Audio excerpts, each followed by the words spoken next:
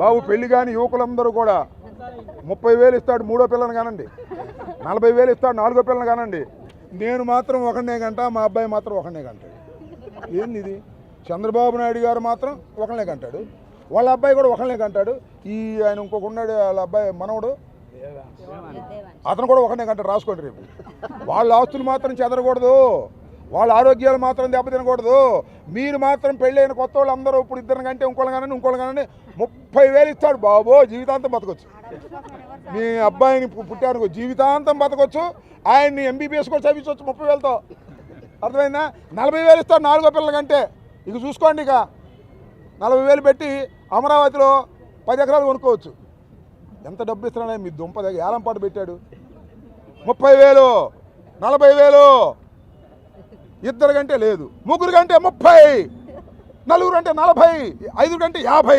ఏంది ఏలంపాట? పిల్లలు కంటానికి ఏలంపాట? నువ్వు మాత్రం ఒకనే కంటావు, మీ అబ్బాయి మాత్రం ఒకనే కంటాడు. ఏందా ఇది నీకు ఆదర్శం? నీకు అసలు హక్కు ఉందా చెప్పే హక్కు? పిల్లల్ని ఎవరు కంటారు? ఆర్థిక స్తోమత బాగుండప్పుడు, ఆర్థిక స్తోమత బాగుండా కనలేకపోతున్నారయ్యా. ఎందుకంటే పెంచడం కష్టమైపోతుంది కాదా? అసలు కుర్రోడిని స్కూల్లో చేర్చాలంటే ఎంత అవుతుంది, చదివించాలంటే ఎంత అవుతుంది, వాళ్ళ భవిష్యత్తు ఏంటి, ఏమి అవసరం? కనండి డబ్బులు ఇస్తున్నాడు. ఎందుకనేది నీ దుంపదేగా. అందువల్ల మీరందరూ విలేకరులు అందరూ పెళ్ళైన వాళ్ళు ఎవరు ఉంటే యువకులు, ఇద్దరిని కంటే ఆపమాకండి, మూడో వాళ్ళని కనండి. ఇంటికి కింద మిమ్మల్ని కొడతారు. ఇంకోళ్ళని కనమంటే మీరు కదా కనేది, ఇంట్లో వాళ్ళు వాడు కనొద్దు. ఏదో పిచ్చి మాటలు మాట్లాడుతున్నాడు. పవన్ కళ్యాణ్ గారు ఏమన్నారు? మాకు చిన్న చిన్న తగాదాలు ఉన్నాయి, కానీ ఆత్మగౌరవానికి భంగం కలిగే విధంగా మాత్రం నేను చేయను అని మొన్నే అన్నాడు. ఉద్యమి ఆత్మీయ సమావేశంలో ఇవాళ ఈ ఉక్కులం సాయి గణేష్ని అర్ధరాత్రి పూట తిప్పి కుక్కను కొట్టినట్టు కొడితే అది ఆత్మగౌరవానికి సంబంధం లేని అంశమా అని అడుగుతా ఉన్నా.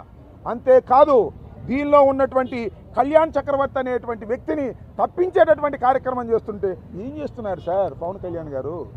మీరు కాపుల్ని ఏమి సపోర్ట్ చేయవసరలా. వీళ్ళు కాపులే కాదు, నీ సైనికులు, నీకు ఓటు వేసిన వాళ్ళు, నిన్ను నమ్మి తెలుగుదేశానికి ఓటు వేసి చంద్రబాబును గెలిపించడానికి ప్రయత్నం చేసిన వాళ్ళు.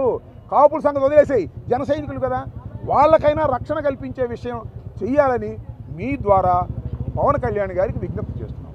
ఓకే, ఎవరక్కడ పొదుపు అదుపు లేకుండా పోతుంది. ఒకళ్ళు కారు ఎక్కి నాటకం వేస్తున్నారు, డ్రామాలు వేస్తున్నారు, అంతేగా. మొన్న ఇది నిజమేనా? మొన్న ఏదో స్పెషల్ హెలికాప్టర్లో పవన్ కళ్యాణ్ గారు వచ్చారని, స్పెషల్ ఫ్లైట్లో వచ్చారని నిజమేనా? అదేనా పొదుపు? నాకు తెలియగలుగుతున్నా. నిజం కాకపోతే నువ్వు చెబుతావా? నువ్వు చెప్పింది ఏంటి? వైలు కూడా అనాలి. ముందు సైకిల్ వేసుకొస్తారు ఎమ్మెల్యే గారు, మంత్రి గారు, వెనకాల కాన్వాయ్ వస్తుంది, దాని మీద సోషల్ మీడియా వాళ్ళు ఏమో మోటార్ సైకిల్ వేసుకొస్తారు. ఇదంతా పెద్ద స్టంట్ కార్యక్రమం చేస్తున్నారు. చేయండి, మీరు డ్రామాలు వేయండి, స్టంట్ చేయండి, వెనకాల కార్లు వస్తాయి. ఎమ్మెల్యే గారు బస్సులో వెళ్తారు, వెనకాల 10 కార్లు వస్తాయి. పెట్రోల్ ధరలను తగ్గించి సామాన్యుల మీద పడే భారాన్ని తగ్గించాలి. పెట్రోల్ ధర పెరిగితే, డీజిల్ ధర పెరిగితే అన్నీ పెరుగుతాయి, రవాణా ఛార్జీ అన్నీ పెరుగుతాయి, ప్రతి వస్తువు పెరిగిపోద్ది, ఎఫెక్ట్ అయిపోతుంది, సామాన్యుడు బతకలేని పరిస్థితి వస్తుంది. తక్షణమే ఈ ప్రభుత్వం దాని మీద చర్య తీసుకోవాలని విజ్ఞప్తి చేస్తుంది. గౌరవం కోరుకునే కుటుంబం మాది. అలాంటిది ఇప్పుడు కూడా సిగ్గు లేకుండా మా అమ్మని విమర్శిస్తారు. మానవత్వం ఉందా మీకు? నేను సూటిగా అడుగుతాను, మానవత్వం ఉందా మీకు?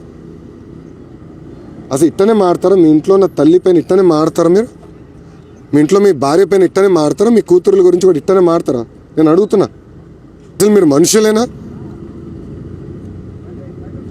అయ్యా, చిత్తశుద్ధితో మా అమ్మ దాదాపు ₹1 కోటి ఖర్చు పెట్టింది. ఎవరి కోసం ఖర్చు పెట్టింది? ప్రజల కోసం ఖర్చు పెట్టింది. మీ నాయకుడు తిట్లికి 50 లక్షలు, హుదూద్కి 50 లక్షలు ప్రకటించాడు, పైసా ఖర్చు పెట్టలా.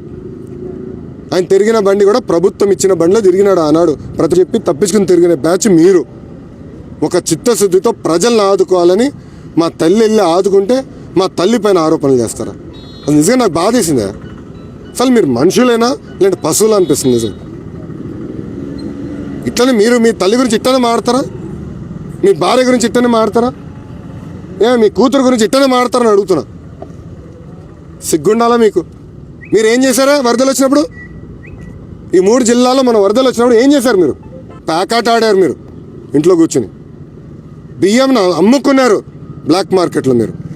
మీరా మాట్లాడేది మా తల్లి గురించి? ఓల్దర్ పెట్టుకోండి. నేను చెప్తున్నా, తీవ్రమైన పరిణామాలు ఉండిపోతున్నాయి. నేను వదిలిపెట్టాను మిమ్మల్ని ఎక్కడున్నా. మీరు అనుకోవచ్చు పెద్ద ఆయన వదిలిపెడతాడు, ఆయన చాలా పెద్ద మనసు. నాకైతే ఉండదు, గుర్తుపెట్టుకోండి అని చెప్తాను.